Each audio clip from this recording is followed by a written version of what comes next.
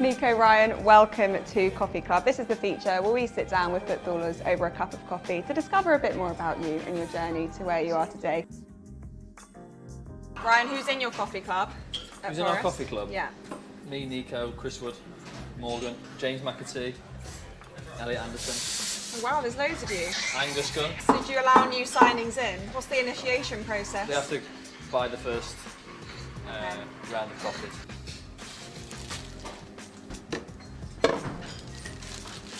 Wow, that's not bad. Well done. I reckon Williams. I'll have a go now. Yeah. No, not yet. Nibble.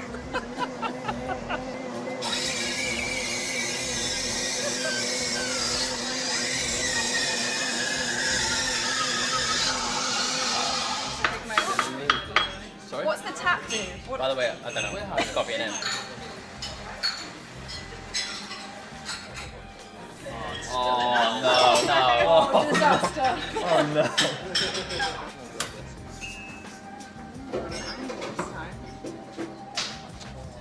Boy. Have you made Ange a coffee yet? Oh no, we're not that close yet. Soon.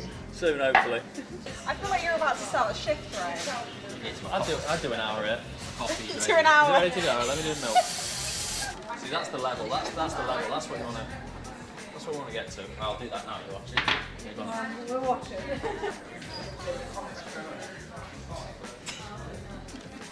you want to go and sell it to a customer? Free coffee. We can put it on great, we can isn't put it? it on our socials, and we can see. We can let them pick the winner. There we go. But that one is mine. That's mine. Yates. Yeah.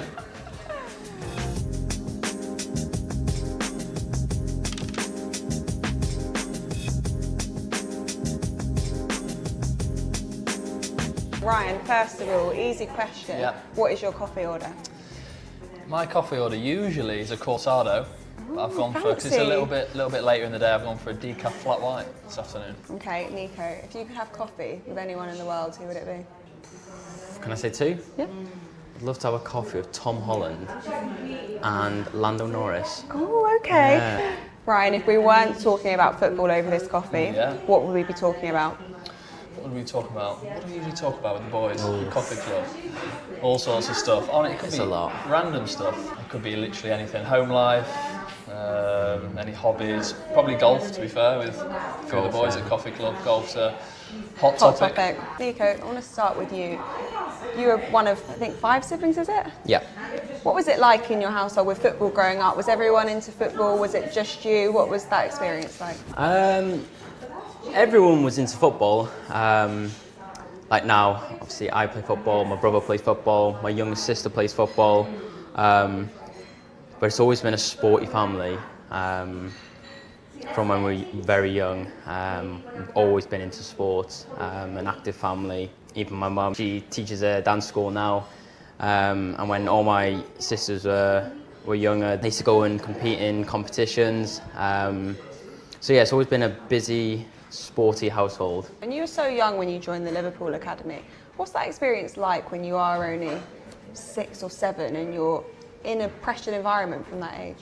To be honest, I didn't feel too pressured because when you're that age, all you want to do is play football. And to be doing it at Liverpool was just a bonus for me. So in the start, there wasn't really any pressure. It was just going to training, going to games and just enjoying it. I say the pressure only started to come when I think I was about 14. Still young though. To Yeah. feel that pressure. I had to move to digs, to house parents, live with a different family, moved to school in Liverpool. Yeah, to move away at that age, it was tough, but you just have to deal with it. You get used to it, and when you look back now, the sacrifices are all paid for because I'm essentially just living my dream. And Ryan, we talk about living your dream, and if you'd have told that young boy who joined the Nottingham Forest Academy that you'd captain the club one day, would he have believed you? Probably not, to be honest. Because when you're younger, you're playing for the love of the game. As Nico said, we all start because we just love playing football.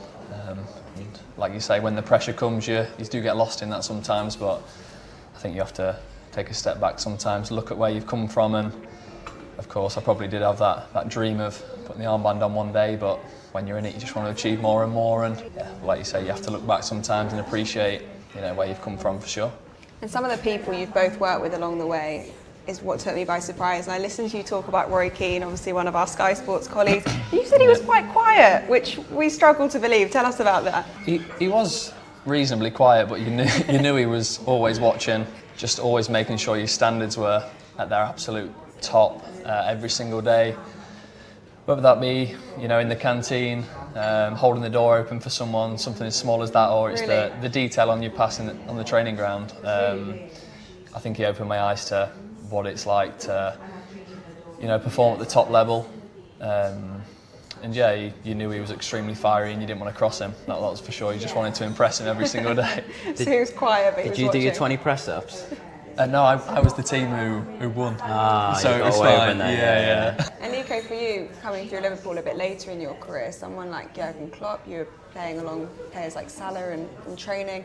Who really sticks in your mind as setting those standards day in, day out? All of them. Really? Yeah, like it'd be too hard to say one or two. It was literally all of them. I think when I first broke into the team, they were probably the best team in the world at that time. They were getting to Champions League finals. They were first and second in the Prem. I remember my first ever session with them. I think I was 17, and we just did little small five-a-sides. And I remember coming away from it and just thinking, like, I am miles away from where they are. Like, again, the standards they set was just a real eye-opener. I used to say to myself, if I want to be playing in the Premier League, I've got to be like them. Not just on the pitch, but off the pitch as well. The gym, the nutrition, the recovery, everything was just a real eye-opener and just something that I looked up to try and be and to replicate what they were doing. Was there a senior player you remember being particularly good with the younger players? James Milner, he was always one, helping the youngsters, gave me a lot of advice, helped me. Incredible professional. Still going? Yeah, it's still going. The age he's at, the games he's played at. It's not luck. It's by professionalism. Ryan, who had a big impact on you when you remember coming through and trying to break into that first team environment? Yeah, like Nico, I think there was many players. One that stands out to me most was Chris Cohen. Played hundreds and hundreds of games, left back, midfield. Just a really versatile player, and just seeing him in and around the building, his professionalism, and just as a young boy, ball boy, and at the City ground, thinking, I'm desperate to be like him.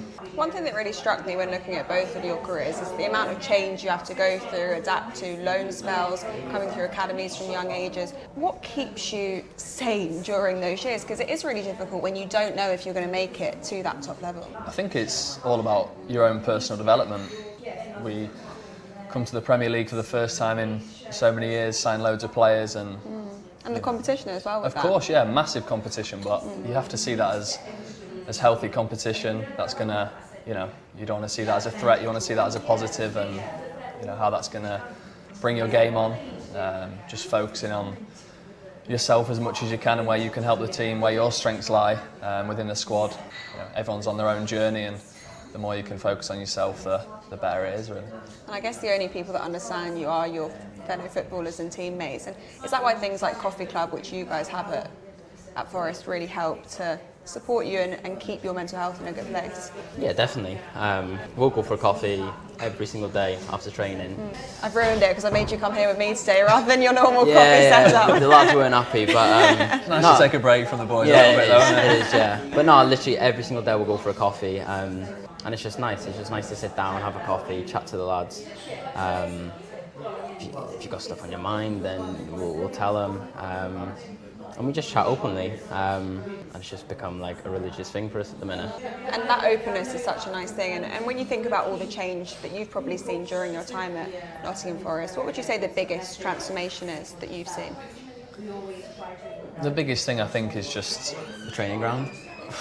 yeah, probably the training ground and the quality of players and staff with. The owners invested massive amounts into the club, and yeah, I think just the overall quality of everything at the training ground, the players, The stadium, Rome wasn't built in a day, and you can't change everything at once. But there's no doubt his ambition is going to be ups and downs. But yeah, the ambition's there, and I feel like we want to give that back to him, give back to the fans, and yeah, I think just the quality of absolutely everything. It's not gone unnoticed. Let's reflect on the change of the last few weeks then. What's it been like when you heard the news that Nuno is leaving? You've got a new manager appointed very quickly. What's the last few weeks been like for you? Yeah, I think you can't think about it too much. That's football. Things change really quickly, and you have to adapt really quickly. Did you just get used to that? Yeah, I have at Forest, to be fair. There's been a lot of change. Yeah, you can't dwell on things. You have to, get working straight away with a new manager's ideas, philosophies. Of course, there's going to be a slight adaptation period. And we want to get winning as quickly as possible. And yeah, we're doing some fantastic work on the training pitch to make that happen as soon as possible. What's the shift been like, Nico, in terms of the style of football? Because it's a very different philosophy. Your new manager wants to play. How's that looking day to day? How's he implementing that? I think a key thing that the manager said is once everyone's on board with the style of play, the tactics, the quicker the results will come. So I think that's just on us now to get used to his tactics, the new style of play which is obviously different to our previous manager, and the quicker that comes together, then the quicker we'll start getting results. What's your relationship been like with him away from the pitch? Obviously captain, a lot of responsibility to blend things in well as well. Yeah, really good. Like I say, he hasn't been here too long. We've had a few games. He's probably had a lot on his plate, but yeah, he's very approachable. I think as time goes on, I think that relationship will grow, and yeah, we'll become a really strong outfit. We saw you score a goal at the weekend. Do you feel like you've got a bit more agency in this system and philosophy to push forward, have a big role in that attacking play? Yeah, definitely. It's something that I've definitely wanted to improve on. The last season or so is to try and get as many goals and assists as I can. And I think with this manager now, it's definitely a chance that I can do that. As a fullback, it's more of an attacking role. I see a lot of hard work. Does it require more in terms of that intensity? Yeah, it does, because you've got an attack like a winger, but you've also got to defend like a fullback. So you're up and down constantly, and if you're not doing that, you're coming inside and playing as a midfielder. So it's a mix of all positions, but something that I'm looking forward to. So I was happy to get the goal the other day, get my first one underway with. Well. And thank you, and hopefully there's many more to come. Yeah, definitely. And Ryan, you said that there's been a lot of meetings, there's a lot of things being put in place. As soon as you came in, was it like, okay, hit the ground running, this is what we do now, and the hard work starts here? Because he said this isn't a new start, didn't he? You were building on such a successful season last year. Absolutely, yeah. That's one of the first things he said. He said, you've done some incredible things, a fantastic season, our best in a long, long time, and we have to build on that with his new ideas, his new approach. We've only had 4 or 5 training sessions out on the grass, many meetings, and yeah, we've seen progress from the Arsenal game already. So let's just keep building, and yeah, of course it's going to take a few more weeks to really implement this, what he wants. But yeah, I'm sure we're going to get there, and it's going to be really, really exciting. Well, keep building. You've got Europe at the City ground soon. The excitement level's high for that.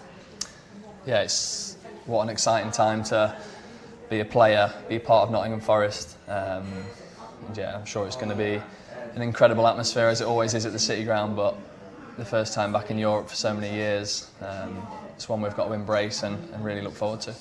Let's go away from football then for a bit. Nico, expecting your first child very soon. How are you feeling? You excited? Yeah, excited. You're talking about that in the coffee club. You've been getting some tips from people. I have. Yeah, I got a few tips off the lads. But no, it's exciting. Like I mentioned before, I grew up in a busy household, a lot of siblings. So now to create my own family is something that I'm looking forward to, and yeah, I'm really excited for. Do you think it changes your outlook a bit when there's such a big thing happening outside of your football world? Yeah, I think it does, and I think a lot of lads with families have said that as well. for me now, where it's only just me, my missus, and my dog living in the house. Oh, the dog's about to go down the rankings. Yeah, he's still my first son though. But no, yeah, like I said, with the lads, with the families now, they said that you know, sometimes you might have a bad game or a bad training session, and you come home and you're thinking about it, and you just want the next game to come or the next training session to come to try and get rid of that. But they were saying when you have little ones, when you have a family, as soon as you come home, all that goes away and all your focus is on your family. So I think that's something that I'm going to look forward to. I think with a little one now, it'd be nice just to come home and all the focus be on her. What keeps you grounded, Ryan? I think my family, probably my dad, to be fair. Really close with my family, and I come home, or yesterday I had Sunday roast with my family if I ever got a bit big time, or had a good game and I was giving it the big, and I'm sure they'd bring me straight back down. That's just what they're like. So I'd like to think that's not going to happen anytime soon, to be fair. Okay, our final questions then. We passed the cut from the last interview to this one. So these are from Danielle Marlin and Ian Matson at Villa, and they've asked these questions to you guys. The first one, Nico, it's fitting because it's goal or assist. And considering you just got a goal at the weekend, you can pick your favourite. Come on. Nah, goal. Goal? Oh, do you think I was going to say assist? No, goal, of course. Yeah, goal. Yeah, no, it has got to be goal, yeah. Okay, and then the other one was, who is the funniest teammate in the dressing room? Funny to say, someone's took that off Toffolo now, haven't they? Who's the new funniest? I tell you what, Zinchenko is. Really? He's made me laugh a few times. It's Really? early days, but he's up there, yeah. It's early days, but he's gone straight to top spot. Yeah, I think so. I'd say so, yeah. Straight into top spot. Nico, Ryan, thanks so much for joining us. And you, that thank you. was the Coffee Club.